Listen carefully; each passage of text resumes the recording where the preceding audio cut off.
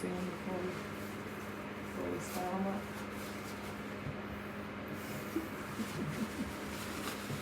Oh yeah. Shakeable, so if you're ever ready to leave them down, I don't think we should yet, but probably in the next month or so. Maybe a month or two. Sounds good. We'll try it down and see how long it lasts. If it don't last too long, start it back up.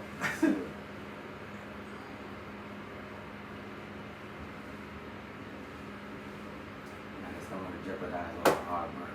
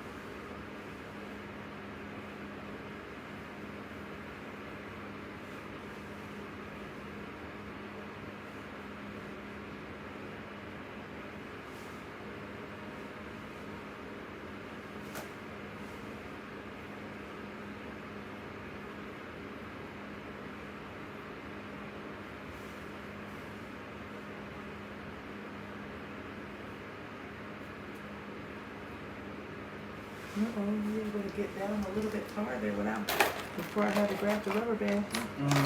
Noise.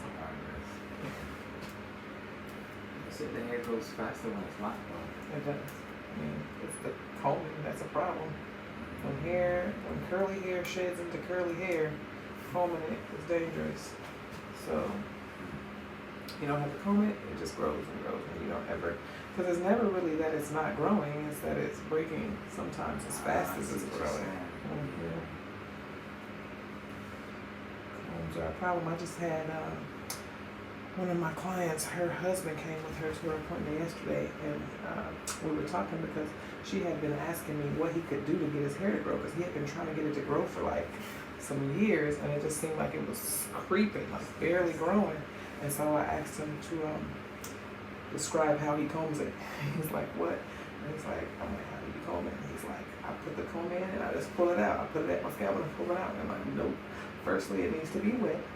You can't comb it while it's dry. He had a super, super tight curl, right?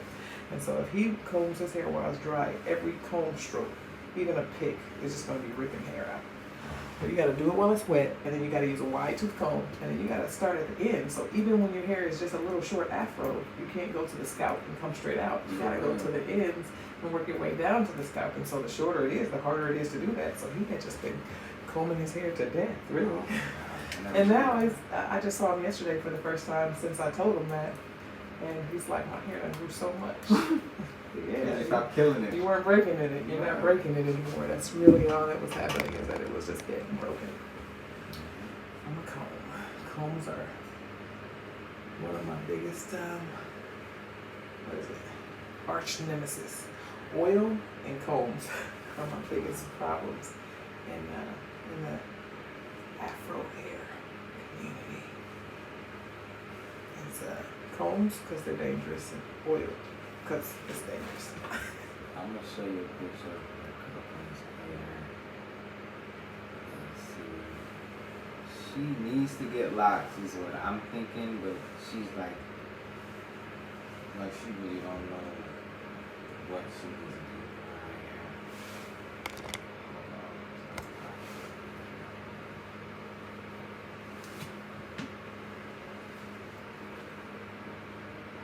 Oh yeah, she needs to lock that. Combing her hair. When she combs her hair, it breaks. Right. Unless she's perfect, and it's hard. It's hard. You gotta really be careful about how you comb it. And when it's short, it's harder to start at the ends, because usually it's easier to start at the ends because you can grab it and then comb the ends out. But if you can't grab it, then it's like, ooh, how do I keep this from breaking? So she's thinking about just so sister lock. So she probably can get small locks. I wouldn't go with sister locks though. just because of the breakage. Because when those break, it breaks off at the scalp. It's just they're too small. You saw it in the salon where on the wall it says Locs too big or too small always break. So that's when I was starting yours, and I was like, I can't start them too small, or they're just not gonna. First they're not gonna lock, and then they're gonna break when they finally do. Same thing is that you want to match the curl pattern. So I couldn't give her your size because that would be too big and it would break. But I wouldn't give her, probably wouldn't give her sister Locs just because they might be too. Now super tight curl can handle, but everybody's ain't that tight. Like they gotta be super tight and thick for sister Locs to have longevity. So very few people have that curl, but some people do. So if it's really thick and really tight, she's good. So if you was gonna do her, it would be the same. Oh, hers would be nothing like yours. No, I mean the like, comb curl still, but so they would be smaller. Yeah, much smaller squares. Probably a little bit more than yours was. That's what I'm saying. A little bit. Okay.